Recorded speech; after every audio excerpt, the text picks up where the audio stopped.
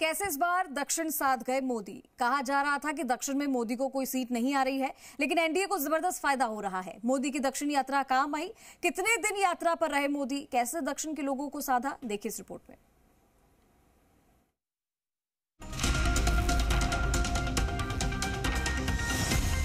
दक्षिण में एक तरफ प्रधानमंत्री मोदी उगते सूर्य की पूजा अर्चना कर रहे थे, तो दूसरी तरफ उसी दक्षिण के एग्जिट पोल में भी उनका सूर्य उदय होता दिख रहा था।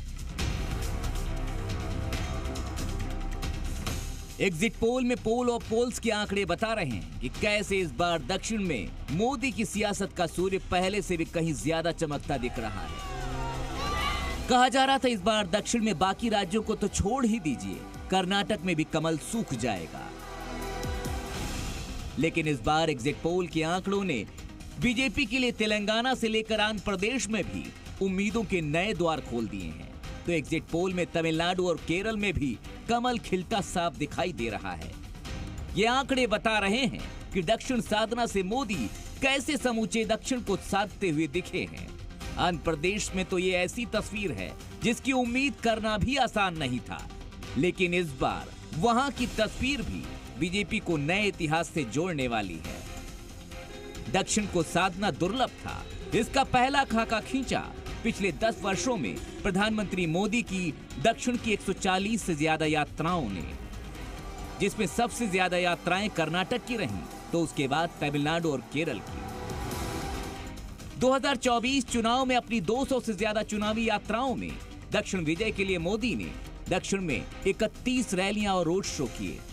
दक्षिण साधने के लिए 120 घंटे का टारगेट सेट किया। 77 दिन के चुनावी अभियान से 23 दिन दक्षिण में बिताए। अकेले केरल में ही मोदी ने 6 रैलियां की। तमिलनाडु में अन्नामलाई जैसे साफ सुथरे चेहरे को चुनावी अभियान का सेनापति बनाया। कर्नाटक में वोक्कालिगा और लिंगायतों को साधा। जेडीएस से गठबंधन करके समीकरण को और मजबूत किया, क्योंकि 400 पार के नारे को अगर वास्तव में साधना था तो दक्षिण विजय के बिना यह संकल्प पूरा नहीं हो सकता है। लेकिन सिर्फ रैलियों से बात नहीं बनने वाली थी। मोदी ने दक्षिण के उन सारे मुद्दों को साधने की कोशिश की जिनसे सीधा जनता का सरोकार है।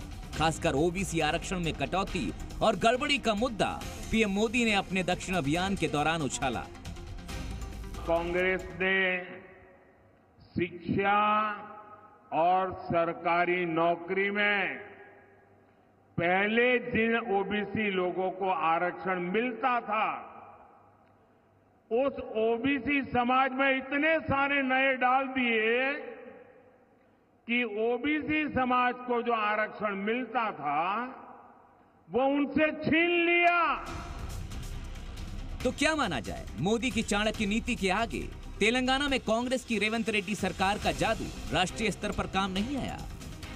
क्या कर्नाटक में होकर भी कांग्रेस अपनी जमीन को हरा भरा करने में नाकाम रह गई? क्या आंध्र में वाईएसआर की जमीन में दरारें उभरने लगी हैं? मोदी सरकार पर दक्षिण की अनदेखी के भी आरोप लगाए गए। अगर दक्षिण में एग्जिट पोल के मुताबिक कमल उभरा तो वो सारे आरोप भी धरे रह जाएंगे। इसका सीधा फायदा मोदी की उस छवि को मिलेगा कि वो जहां भी मेहनत करते हैं सफलता की हरियाली छाने लगती है। ब्यूरो रिपोर्ट, जी मीडिया।